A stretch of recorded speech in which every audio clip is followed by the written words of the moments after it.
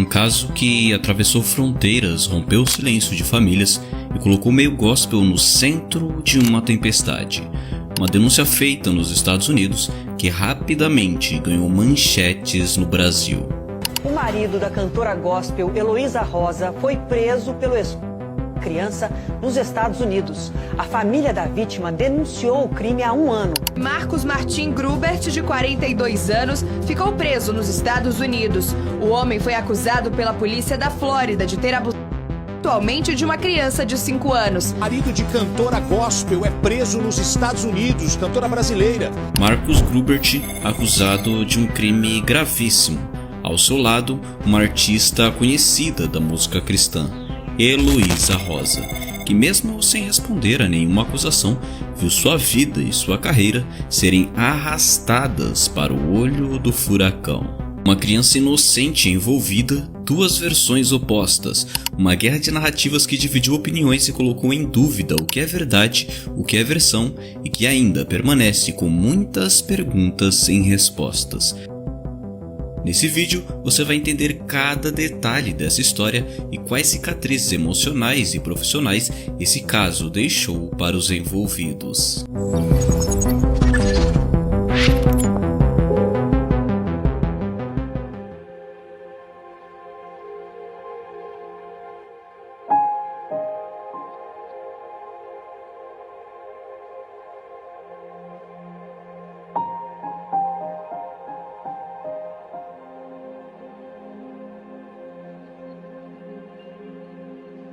Bom, para entender essa história é preciso primeiro conhecer quem são as figuras centrais. Heloísa Rosa é um dos nomes mais reconhecidos da música gospel brasileira. Construiu uma reputação sólida como cantora, compositora e ministra de louvor, conquistando milhares de admiradores no meio cristão. Ela cantou ao lado de grandes nomes do gospel brasileiro como Fernandinho e Mauro Henrique. Ao seu lado está Marcos Grubert, empresário brasileiro com cidadania americana que ganhou notoriedade pública justamente por seu casamento com Heloísa. Juntos, eles tiveram 2 filhos e formaram uma família que até então era vista como exemplo no meio cristão. Marcos é filho de Irineu Grubert e Fátima Grubert. Seu pai Irineu é pastor, escritor, conferencista e líder com grande influência tanto no Brasil quanto nos Estados Unidos. Fundador do ministério Irineu Grubert, ele se tornou uma referência espiritual para muitos pastores. Em 2019, o ministério Irineu Grubert foi transferido para a Alcance Church, tornando Irineu um dos grandes responsáveis pela consolidação do ministério em terras americanas. A Alcance Church em Orlando, agora liderada pelos pastores Paulo e Juliana Subirá. Heloísa e Marcos passaram a fazer parte da Alcance Church, com Marcos assumindo como secretário e Heloísa como tesoureira. Funções que, em um contexto eclesiástico, não envolvem apenas tarefas administrativas, mas também uma grande responsabilidade moral. Aline Sampaio, seu marido Elcio Silva e filhos. Aline chegou aos Estados Unidos em fevereiro de 2019, logo eles começaram a frequentar a Alcance Church em Orlando, onde conheceram de perto Marcos Grubert e Heloísa. Com o tempo, a relação entre as famílias se fortaleceu, momentos compartilhados dentro e fora da igreja criaram um laço de amizade que parecia sólido.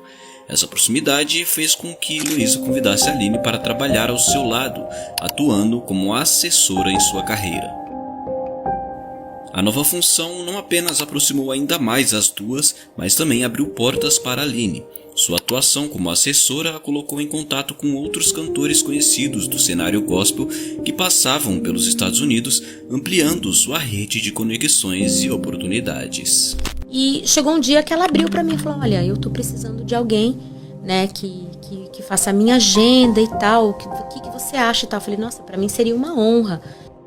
Essa rede de relações, inicialmente construída sobre confiança e fé, acabaria se tornando parte central da trama que você vai conhecer.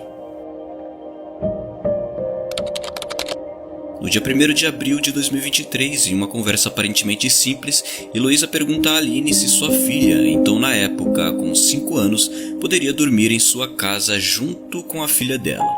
A ideia era que as duas tivessem uma noite de brincadeiras, algo comum entre amigas de infância. Movida pela amizade construída e pela confiança na família de Heloísa e Marcos, Aline permite.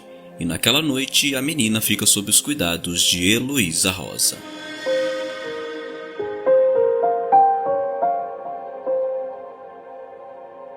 Em 2 de abril, Aline chega para buscar a sua filha. Logo percebe um comportamento estranho em Heloísa, mas apressada por um compromisso não entra em detalhes naquele momento. Marcos não estava em casa. Ao colocar a filha no carro, conversando, a mãe pergunta como havia sido a noite. A resposta que veio foi algo que fez o coração de Aline gelar e que ela jamais imaginaria ouvir da boca de sua filha. Ela falou, você quer entrar tomar café? Tal. Eu falei, amiga, eu não vou entrar porque eu tenho que buscar minha mãe ainda, que eu deixei ela no aniversário, lá no almoço e tal. Mas obrigada, eu amo estar com você e tal, mas eu não posso. Tal. E peguei a Lívia e fui pro carro. Tá. Meu esposo estava esperando no carro, meu esposo na direção, eu do lado, Lívia no banco de trás, tá? Nós começamos a andar, eu fiz uma pergunta que toda mãe faz, normal. Eu disse, filha, como é que foi? Foi tudo bem? E aí foi quando veio a resposta que eu jamais vou esquecer, que aquilo mudou a nossa vida, né? Mudou tudo. Quando ela disse assim, mãe, foi tudo bem, mas aconteceu algo estranho. Eu falei, aconteceu algo estranho, filho, o que foi? Ela falou assim, o tio entrou no meu quarto e me lambeu. Ela usou essa palavra que não é do vocabulário dela, Ricardo. Não era do vocabulário dela. E aquilo eu falei, não, pera, como assim, filha? Não, mãe. Mãe, tá tudo bem. Tá tudo bem, o tio já me explicou que ele entrou só pra colocar a chupeta. Tá tudo bem, a tia Heloísa já conversou comigo, tá tudo bem. Nesse momento, meu marido olha pra mim e diz assim, como assim? Liga pra Heloísa agora, resolve isso. Eu falei, não, calma, deixa eu entender o que tá acontecendo. Ela sempre falava isso, tem algo muito estranho, porque... por que você tá perguntando de novo? Você acha que o tio fez mal pra mim? Eu falei, não, filha, eu quero entender o que aconteceu e tal. Ela falou, mãe, o tio me ama. Ele me deixou andar de carrinho elétrico. A troca. Eu falei, filha, pode ser que ele não seja tão bom quanto você pensa, por isso a mamãe precisa entender tudo o que aconteceu. E foi a primeira vez que ela fez o movimento com o dedo pra mim, embaixo do chuveiro. Ela falou assim, mãe, o tio tava tentando colocar a chupeta na minha boca, só que ele não deixava a chupeta, ele tirava e colocava. Eu não sei porquê, eu acho que o tio não sabe colocar a chupeta. Eu falei, filha, como que é? E aí ela foi quando ela fez Entendi. esse movimento com o dedo. E aí eu falei, filha, você tinha dito que era a língua. Ela falou, mãe, eu não acho que é língua porque era duro e molhado. Na madrugada de 2 de abril, Marcos Grubert havia supostamente entrado no quarto das crianças e abusado da filha de 5 anos de Aline e Elcio. Ainda atordoados com o que haviam escutado no carro, Aline observou atentamente a filha. Foi então que percebeu manchas e machucados na região da boca. Ela imediatamente registrou tudo em fotografias. Em seguida, notou também manchas suspeitas na roupa com a qual a criança havia dormido. Peça que, para sua surpresa, não era o pijama que havia colocado na bolsa da criança, mas sim uma roupa pertencente à filha de Heloísa. Mais uma vez, fotografou cada detalhe, ciente da importância de preservar qualquer indício do que poderia ter acontecido. Aline entra em contato com Heloísa. As duas combinaram de se encontrar no dia seguinte em uma cafeteria. Ao chegar, Aline notou que Heloísa, ao vê-la, demonstrava um semblante que parecia indicar que já tinha ciência do que havia ocorrido. Aline encontrou em Heloísa Rosa apoio imediato. A cantora se colocou ao lado dela, afirmando que faria o que fosse necessário para que aquilo não ficasse impune. Ainda naquele momento, Aline pegou o telefone e ligou para os pastores líderes da Alcance Church, contando rapidamente o que havia acontecido. A orientação foi clara, que ela e Heloísa fossem até eles o quanto antes. No escritório pastoral foi a própria Heloísa quem tomou a frente, relatando aos pastores cada detalhe do que havia acontecido e confirmando o relato da criança. Mas durante a conversa, uma frase do pastor chamou a atenção de Aline. Alguém precisa parar o Marcos. Aquela fala dita de forma séria e direta fez Aline sentir que havia algo maior por trás da situação. Algo que talvez todos ali soubessem, menos ela. Seguindo a orientação dos pastores, eles entraram em contato com a Fundação Hope and Justice, uma organização internacional que atua na prevenção e combate ao tráfico humano, contrabando de pessoas, violência doméstica e exploração sexual infantil. A fundação ofereceu suporte imediato à família da vítima. Aline ainda não sabia, mas a Fundação Hope and Justice se tornaria ali um aliado importante para ela neste caso. Ainda naquele dia, a Hope and Justice recolheu o depoimento de Heloísa, Aline e também dos pastores Paulo e Juliana Subirá. Após ouvir cada detalhe, a fundação orientou os pais da criança a fazerem uma denúncia formal na Hotline, canal de emergência oficial dos Estados Unidos para reportar casos de abuso infantil, disponível 24 horas por dia, que aciona imediatamente os órgãos competentes. Na manhã seguinte, a resposta foi rápida. O investigador já estava na porta da casa de Aline. Ele colheu informações, registrou relatórios e tirou fotos das crianças para documentar as evidências. Paralelamente, o DCF, Departamento de Crianças e Famílias, também recolheu os depoimentos de Aline e Heloísa. E nesse momento, um fato importante já havia acontecido. Heloísa Rosa havia se separado de Marcos Grubert.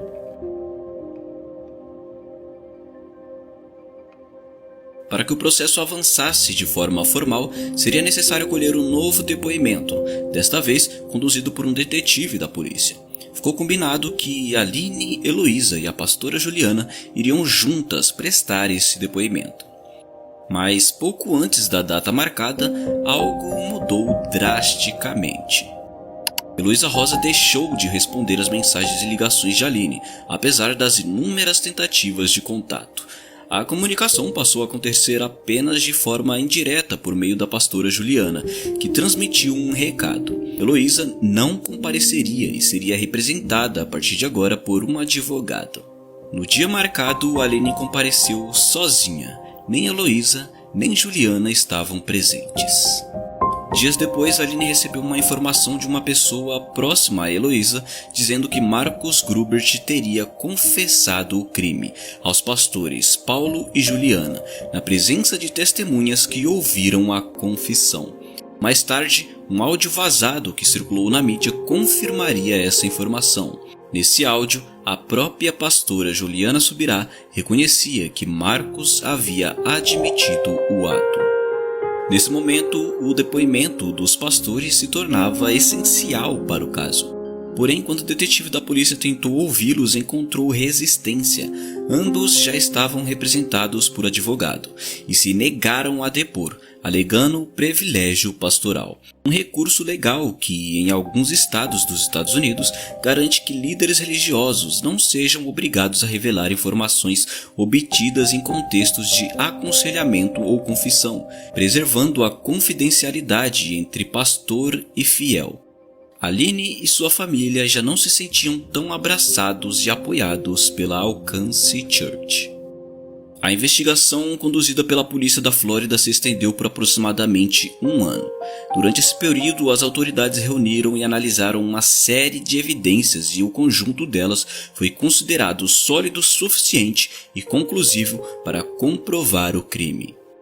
Entre as provas apresentadas estavam material humano adulto encontrado na roupa que a criança vestia na noite do ocorrido, com exame de DNA confirmando ser de Marcos Grubert.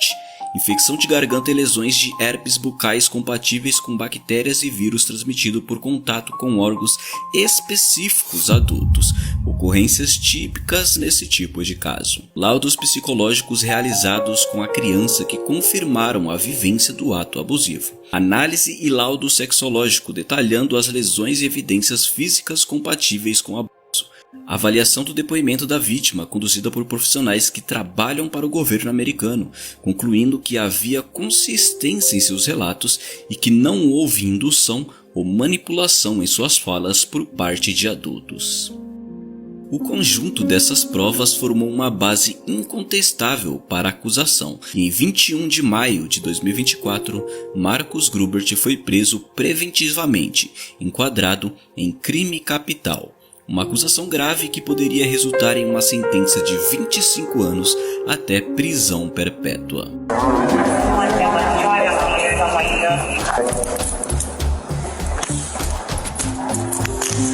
Enquanto aguardava o julgamento, deveria permanecer detido. Para Aline e sua família, aquilo foi um alívio profundo. Havia esperança de que Marcus jamais voltaria às ruas. Assim que Marcus foi preso, uma nova revelação veio à tona. No Brasil, uma ex-assessora de Heloísa Rosa decidiu quebrar o silêncio. Ela contou que aos 24 anos havia sido vítima de Marcus. Com a notícia da prisão, ela se sentiu finalmente segura para vir a público e relatou com detalhes o ocorrido. Seu testemunho reforçava a ideia de um padrão de comportamento, fortalecendo ainda mais as suspeitas contra Marcus. Os meninos foram para um apartamento no mesmo condomínio e eu morava numa kitnet com uma menina que limpava a casa dela, a Rose. E era atrás da rua onde ela morava. Então, assim, ele ia sempre lá saber como eu estava, ela também. A gente sempre tinha o contato, até porque ele queria saber se eu estava bem. Para mim, eu via como um cuidado. Um cuidado, um carinho, assim, uma preocupação por eu ser mulher e estar morando, né, no outro estado sem ninguém, né, sem dinheiro, né, só eles que eu tinha, eles e o pessoal da igreja. E ele mandou mensagem falando que tinha recebido um vinho, queria levar para eu experimentar. Eu não pus maldade, falei, pode trazer, e ele foi. Você estava sozinha, a moça que limpava não estava? Trabalhando. E na época eu não pus nada. Eu abri a porta como eu abriria para o meu pai, para minha mãe receber. Eu não via nele. Muita gente me julgou falando que eu tinha 25 anos, que eu tinha que ter maldade, não podia ter recebido um homem casado. Mas meus pais me criaram assim. A gente é mineiro, a gente recebe todo mundo. Se a gente conhecer uma pessoa na rua hoje ali, a gente já está conversando e levamos para dentro de casa para tomar um café. Eu fui criada assim. Eu na época não pus mesmo maldade por ele ser casado, até porque eu não faltava com respeito ao casamento deles, sabe? E ele levou, e ele mesmo quis servir o copo. E o primeiro copo que ele serviu, ele deixou cair. Eu não vi que ele estava nervoso. Hoje, depois que aconteceu, eu vi que ele já estava nervoso. Então ele deixou o copo cair, eu perguntei para ele se eu podia ajudar. Ele falou que não, que ele mesmo servia o outro copo. E a gente sentou e começou a conversar, falamos de coisas. Na época, no dia, eu contei para ele, né, que eu tinha sofrido já uma tentativa de abuso quando mais nova. Isso tudo eu contei para ele. Ele falou que não, que Deus estava me curando, que ele e Heloísa estavam pensando em me levar para os Estados Unidos, né, que a gente ia continuar o ministério, que eu ia poder, né, agregar algo mais na minha vida profissional. Falamos disso. E com meio copo eu apaguei. Aí eu não lembro mais de muita coisa. Só que nesse de eu apagar, eu tive 3 despertares. E um dos despertares eu lembro dele passando a mão nas minhas costas, descendo pra bunda e falando que era meu amigo. E eu apaguei novamente. O outro eu já senti algo entrando no meu vagina. Eu pedindo para parar e apaguei novamente. O outro despertar que eu tive foi ele me sacudindo e falando: Josi, me perdoa. E eu assim, perdoar por quê? Eu não estava entendendo, mas estava muito sonâmbula ainda. E ele falou assim: eu não tenho te suprir o que você precisa ser suprida. Foram essas palavras. Depois eu apaguei, quando eu acordei ele já não estava mais lá. E quando eu acordei, levantei, fui ao banheiro, eu estava com sangue, né, nas partes íntimas. Eu entrei em desespero. É difícil lembrar isso, por muito tempo eu quis esquecer. sabe? Eu bloqueei muita coisa. Tem testemunhas a meu favor. Pessoas que eu contei que eram irmãs, alguns familiares. Mas o testemunho mais importante, que mais me importa, que vai vir a seguir, eu vou mostrar para vocês a seguir, é da pessoa mais importante para mim. E com toda a sua simplicidade, ela vai contar o que houve. Boa noite, pessoal. Eu quero, através desse vídeo, esclarecer algumas coisas aqui. Anos atrás, a Heloísa e o marido dela foram na minha casa e pedi para Josiane, minha filha, sua mãe da Josiane, e pedi para ela ir trabalhar com ela. Naquela época, eu nem queria, não queria que ela fosse. Mas ela estava com 24 anos e eu falei assim, se você quer, é o que você quer, então você vai. Mas não porque eu queira. A Josi era uma menina bem simples, sem maldade, naquela época. Ela tinha 24 anos, mas ela não tinha maldade das coisas do mundo igual tinha. A Josi era uma moça que sonhava em casar virgem. A Josi sonhava em ter uma família. E a Heloísa foi na minha casa, pediu para ela ir trabalhar, que se ela não, para palavras dela, se ela não precisa se preocupar, porque eu vou cuidar da Josi, nós vamos cuidar da Josi, eu e meu marido, como se fosse a nossa filha. Não precisa se preocupar, porque ela vai estar bem cuidada. Agora, depois que aconteceu isso tudo, ela fica tirando o corpo fora. Eu acho assim, ela é muito cara de pau. Porque crente, igual ela está se mostrando, tá? O mundo está cheio. Tá? O cristão que é o cristão, ele assume aquilo que a palavra dele. Ele cumpre a palavra dele. A palavra de Deus diz que sim, sim ou não, não. Né? Se ela deu a palavra dela que é cuidar, ela cuidasse. Agora vem com esse papo todo de que a Josi, do jeito que ela falou lá, né? Pôs a Josi como se fosse uma qualquer. E ela não era uma qualquer, não. E nem é.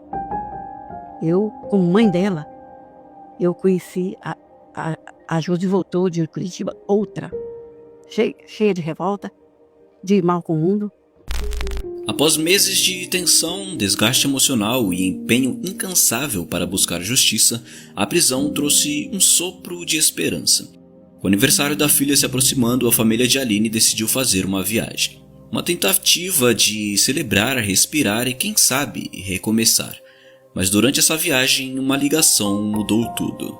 O promotor do caso trazia uma notícia devastadora. Marcos seria solto e o caso seria arquivado por falta de provas suficiente para continuar. O pesadelo que parecia ter chegado ao fim recomeçava.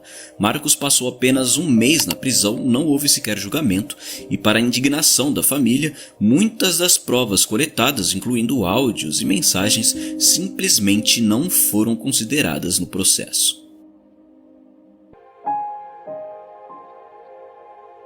Este é um caso envolto em sombras e mistério. Há uma sensação de que por trás das cortinas existem peças ocultas nesse quebra-cabeça, segredos que alguns preferem manter escondidos e perguntas sem respostas. Se naquela noite fatídica houve mesmo um crime, por que Marcos deixaria uma prova tão incriminadora com a própria vítima? A roupa onde foi encontrado o seu DNA. Que vale lembrar nem era da filha de Aline, mas sim da própria filha de Marcos. Poderia ter sido facilmente lavada ou descartada. Por que não fez? Nos Estados Unidos, quando um imigrante denuncia e comprova um crime grave cometido por um cidadão americano, existe a possibilidade de receber documentos especiais de permanência, como o visto U ou outros benefícios imigratórios. A defesa de Marcos se apoia nisso, acusando Aline de criar toda a situação para obter vantagem, cidadania e até compensação financeira. Mas seria uma criança de apenas 5 ou 6 anos capaz de inventar uma narrativa tão detalhada? E mesmo que tivesse sido induzida, como teria conseguido enganar especialistas forenses e psicólogos treinados que atestaram que seu depoimento não apresentava sinais de manipulação? Seria uma mãe capaz de expor a própria filha a algo tão grave apenas por documentos americanos? É verdade que em casos como esse, reviravoltas inesperadas e revelações absurdas já aconteceram no passado. Mas será que este é um desses casos? Em todo esse tempo não surgiu sequer uma única pessoa, além da família e dos advogados de Marcos, disposta a se manifestar publicamente em defesa de sua índole, caráter ou reputação como homem e pai de família. Nenhuma voz de peso para dizer eu conheço Marcos e ele não seria capaz disso. A única vez que ele falou sobre o assunto foi ao ser surpreendido por uma jornalista da TV Connect USA. Visivelmente desconfortável, respondeu de forma apressada, sem entrar em detalhes. Eu acho que a lei tem se provado. Eu não preciso fazer defesa pessoal das coisas, certo? A lei tem se provado e mostrado a verdade de todos os fatos, né? Eu quero reservar o comentário final para a decisão da juíza na quinta-feira. Por agora, eu vou me reservar nesse sentido, tá? Minha família tem sofrido muitos ataques desde o começo. Me coloco inocente e me coloquei em favor e me coloquei disposto perante a lei. Sempre estive dentro dos Estados Unidos em todas as negociações. Tenho cidadanias que eu posso estar dupla em qualquer lugar. Sempre obtive a minha confiabilidade de estar na localidade. Mas nesse momento eu vou reservar literalmente a minha opinião, tá? Desde então, nunca deu entrevistas, nunca apresentou sua versão dos fatos e permaneceu em silêncio absoluto. Se é inocente, por que não lutar para limpar seu nome e defender sua honra? Aliás, enquanto Marcos se cala, sua esposa e cantora Heloísa Rosa se tornou o rosto exposto dessa história, sendo constantemente massacrada na internet por comentários, críticas e questionamentos. Ela quem veio a público sozinha rebater as críticas e questionamentos defendendo o marido. E mesmo diante disso, Marcos não apareceu para defendê-la publicamente. Ao contrário, parece usá-la como um escudo contra a pressão e as críticas, e é protegido sempre por uma rede de apoio que o coloca quase como a verdadeira vítima dessa história. Os pastores Paulo e Juliana Subirá, que tinham proximidade com Marcos e conheciam a família, se beneficiaram do chamado privilégio pastoral. Porém, na legislação da Flórida, esse privilégio não é absoluto, e em caso de abuso infantil, líderes religiosos são obrigados a denunciar suspeitas às autoridades. Teria havido, nesse caso, um erro da justiça americana? Uma falha na investigação? Ou até mesmo uma brecha na lei que impediu que informações importantes viessem à tona? A Polícia Investigativa Americana, com recursos e métodos considerados referência para diversos países, trabalhou por meses até concluir que havia prova suficiente contra Marcos. As evidências eram tão consistentes que o enquadraram em um crime capital e ele sequer teve direito à fiança. Mas algo mudou repentinamente e sem que o caso fosse sequer a julgamento, tudo tomou outro rumo. Como isso teria acontecido? Seria o pai de Marcos tão influente a ponto de manipular e mudar a decisão de um promotor americano? Teria ele o poder de silenciar os pastores da igreja Alcance? Bom, se essa hipótese for verdadeira, o caso deixa de ser um crime grave contra uma criança e se transforma em algo ainda pior. Um possível esquema de omissão e cumplicidade envolvendo uma rede de pessoas, desde Heloísa Rosa, passando por um promotor americano e seu assessor, até os pais de Marcos, líderes religiosos e possíveis testemunhas que permaneceram em silêncio e que estão cientes dos casos tanto no Brasil quanto dos Estados Unidos. Em 2025, mais uma suposta vítima de Marcos veio a público.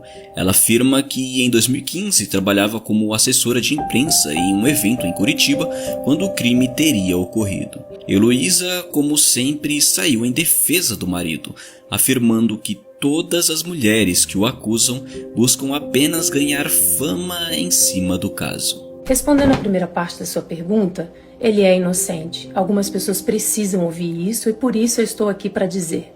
Agora, tecnicamente, na parte jurídica, quando alguém não é réu, você não precisa declarar que ele é inocente, porque ele nunca foi réu, ele nunca foi acusado pelo estado da Flórida. A Josi é uma menina que eu conheci numa situação muito difícil, dei uma oportunidade de trabalho levando ela de Belo Horizonte para Curitiba. para trabalhar no ministério, mas ela não foi vítima não, querida. Ela tinha 24 anos e sabia muito bem o que estava fazendo, se insinuando e dando em cima do meu marido. Para dizer um português bem honesto, tem que falar, né? Infelizmente. E não ficou legal a situação, o presbitério da Alcance tratou e ficou tudo resolvido. A segunda que apareceu aqui é uma mulher casada, que tem filho, diz que o Marcos deu de cima dela. Querida, então ela vai ter que provar que o Marcos enviou mensagens. Cadê as provas? Entende? Então não acredita. São pessoas oportunistas que querem ganhar fama em cima de um assunto mal esclarecido, de realmente uma armação de narrativas. Então cuidado, não caia nessa narrativa. É difícil imaginar que alguém se submeteria a uma exposição tão dolorosa apenas por notoriedade.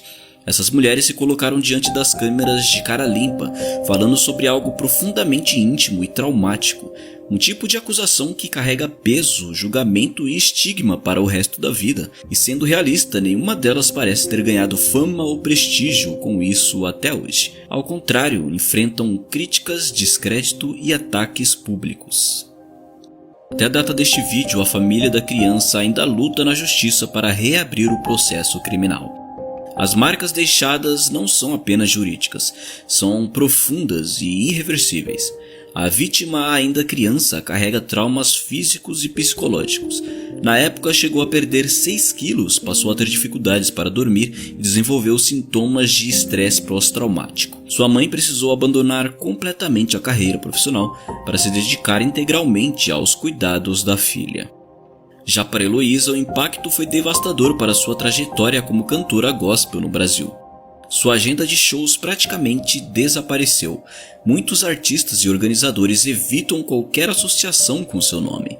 O exemplo ocorreu em julho de 2025, quando Heloísa estava confirmada para um evento em Imperatriz, no Maranhão. O cantor Isaías Saad, também escalado para a ocasião, afirmou ter recebido várias mensagens perguntando seu posicionamento sobre o caso. Segundo Isaías, ao saber da situação, ele entrou em contato com a mãe da criança envolvida no caso, que demonstrou compreensão. O cantor deixou claro que não tinha vínculo algum com Heloísa e que manteria sua apresentação normalmente.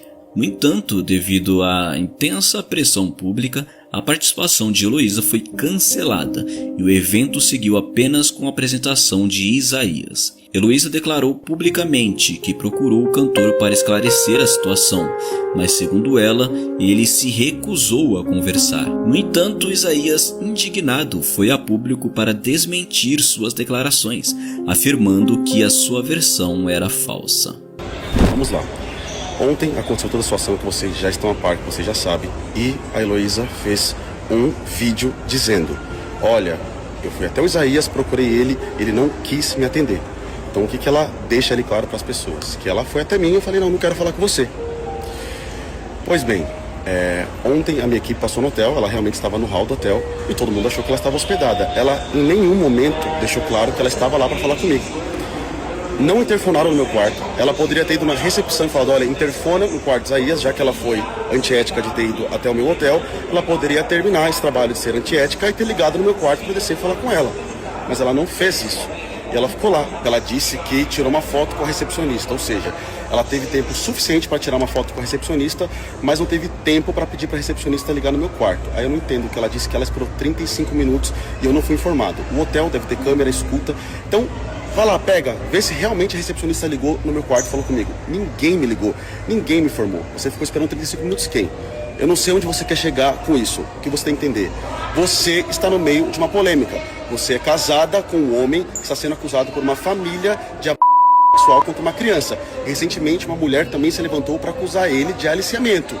Ou seja, o problema é todo seu, a polêmica é toda sua. O problema foi que no meio dessa polêmica, você pegou uma foto minha sem minha autorização, colocou no seu feed com você e usou a minha imagem para endossar a sua imagem, que está no meio de uma polêmica, uma imagem que está corrompida.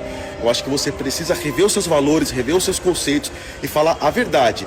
Você não me ligou, você não pode ser mentirosa e dissimulada. Eu não gosto e nem me sinto confortável com esse tipo de situação, mas eu fui jogado no meio dessa situação toda. Ou seja, eu não vou ter problema nenhum de vir aqui quantas vezes for necessário para trazer esclarecimento, porque não existe lidar com uma situação com dissimulação, com manipulação e meias verdades. Vamos ser sinceros e honestos. Você não me ligou. Você está mentindo e eu não vou aturar mentira. Mais uma vez, Heloísa se via no centro de uma confusão marcada por meias-verdades, narrativas contraditórias e uma crescente desconfiança do público. Bom, uma coisa em todo esse caso é fato. Há pessoas envolvidas nessa história que estão em um verdadeiro lamaçal de mentiras que, para uma mente sensata e sã, é difícil decifrar os motivos. Por quanto tempo essas pessoas, sejam as diretamente responsáveis ou testemunhas que se calaram, conseguirão carregar consigo o peso desses segredos? Todos, sem exceção, dizem ser cristãos e, no entanto, ignoram palavras que, segundo a fé que professam, são incontornáveis. Uma delas é a que diz: se alguém fizer tropeçar um destes pequeninos que crê em mim, melhor lhe seria amarrar uma pedra de moinho no pescoço e se afogar nas profundezas do mar. Esse versículo bíblico não deixa dúvidas sobre o quão grave é o castigo reservado para quem prejudica uma criança. No fim, o que fica não são apenas processos, manchetes ou depoimentos. O que fica são as cicatrizes deixadas em quem jamais deveria carregá-las. Porque diante de histórias como esta não existem vencedores, apenas a urgência de que a verdade venha à tona e que ela não tarde.